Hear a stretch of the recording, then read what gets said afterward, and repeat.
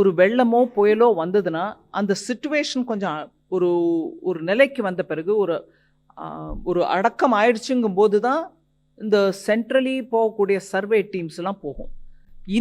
இந்த விஷயத்தில் இந்த தென் மாவட்டங்களில் நடந்த தென் மாவட்டங்கள் 4த்துலையும் நடந்த வெள்ள சந்தர்ப்பத்தில் inter ministerial central team IMCT அப்படின்வாங்க. Inter ministerial central team, central கவர்மெண்ட்டோட டீம் அந்த 19ஆம் தேதி சாயங்காலத்துக்குள்ளவே அவங்களும் டிப்ளாய் ஆகிட்டாங்க.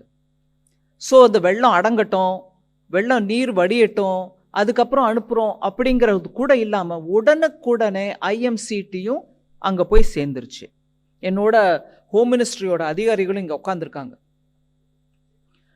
இதுக்கு முன்னதாக டிசம்பர் 11லேருந்து 14 வரைக்கும் அந்த சென்னையில் இருந்த மிக்ஜாம் புயலுக்கு அந்த IMCT சென்ட்ரல் கவர்மெண்ட்டோட inter ministerial central team Michaung புயலுக்கோசம் சென்னை சுற்றுப்புறத்தில் இருக்கக்கூடிய மாவட்டங்களுக்கு போக வேண்டிய டீம் டிசம்பர் 11லேருந்து 14ஆம் தேதிக்குள்ளவே அது போயிடுச்சு. நான் அதை பற்றி பேசலை.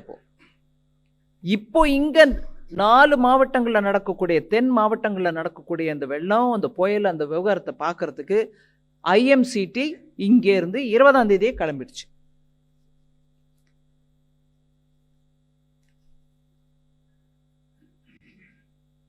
தேசிய பேரிடர் மீட்பு படை, அதாவது NDRF, இராணுவம், விமானப்படை, கடற்படை, கடலோர காவல் படை, கோஸ்ட்கார்டு, இது எல்லாத்தையும் சேர்த்து போட்டு இவங்க மாத்திரம் 5049 பேரை மீட்டிருக்காங்க. இதில் இராணுவம் சரி எங்கேருந்தோ ஏதோ எடுத்துகிட்டு வரணும், அதனால் டைம் ஆகுதுன்றது இல்லாமல் பக்கத்தில் இருக்கக்கூடிய திருவனந்தபுரத்துலேருந்தும் வெல்லிங்டன்லேருந்தும் உடனுக்குடனே படைப்பிரிவுகளை அனுப்பி வச்சாங்க. அங்கே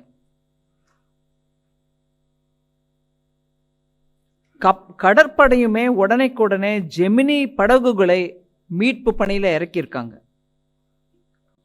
நவீன லகு ரக, அதாவது லைட் ஏர்கிராஃப்ட்ஸ், ஹெலிகாப்டர்ஸ், நேவி அதையும் எடுத்துட்டு போய் மக்களை மீட்கிறதுக்கு முயற்சிருக்காங்க.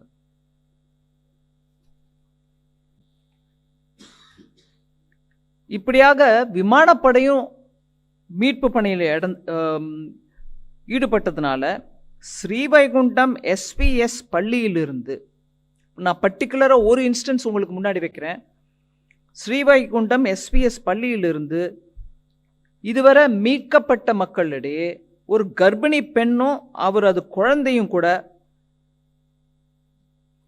அவங்க உட்பட, கர்ப்பிணி பெண் அவங்க குழந்தை உட்பட 4 பேரை அந்த ஸ்கூல்லேருந்து மாத்திரம் ஹெலிகாப்டரில், விமானப்படையோட ஹெலிகாப்டரில் மீட்கப்பட்ட காட்சி நம்ம சோஷியல் மீடியா மூலமாக கூட பார்த்துருக்கோம். காவல்துறை, கடலோர காவல் பகுதியும் படையும் கூட கோஸ்டல் ஏரியாவில் டிசம்பர் 20 வரைக்கும் அவங்க கணக்கு 711 பேரை அவங்க மாத்திரமே கடலோர ஏரியாவிலேருந்து மீட்டிருக்காங்க. கோஸ்ட் கார்டு, கடலோர காவல் படை, அவங்க மாத்திரமே அந்த நம்பர் மீட்டிருக்காங்க. இப்படியாக உடனே போய் களத்தில் இறங்கினதுனால நிறைய பேரை மீட்க முடிஞ்சிருக்கு. அங்கே இருக்கக்கூடிய மக்களுக்கு எங்கெங்கெல்லாம் கட் ஆஃப் ஆகியிருக்காங்களோ, தொடர்பு இல்லாமல் விலகின மாதிரி இருக்கக்கூடிய அந்த இடத்துலலாம் கூட ஹெலிகாப்டர் மூலமாக அவங்க வீட்டு மேலெல்லாம் போய் இறங்கி மக்களை மீட்கக்கூடிய நல்ல ஒரு முயற்சி நடந்திருக்கு. இதில் நான் நேற்றுக்கு ராஜ்யசபாலையும் அந்த பதில் சொல்லும்போது அந்த விஷயத்தை எடுத்து சொன்னேன். அதை ஒரு முறை உங்களுக்கு இப்போவும் நான் சொல்ல விரும்புகிறேன்.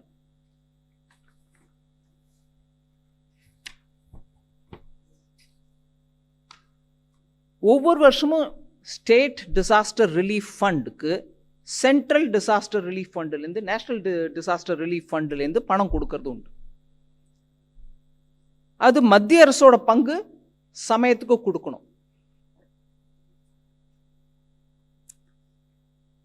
இந்த ஃபைனான்சியல் இயர் 1 April 2023க்கு ஓப்பனிங் பேலன்ஸ் தமிழ்நாடு 813 கோடி ரூபாய், 813.15 crore, 813.15 கோடி ரூபாய் ஓப்பனிங் பேலன்ஸ் அவங்க கிட்ட இருந்திருக்கு.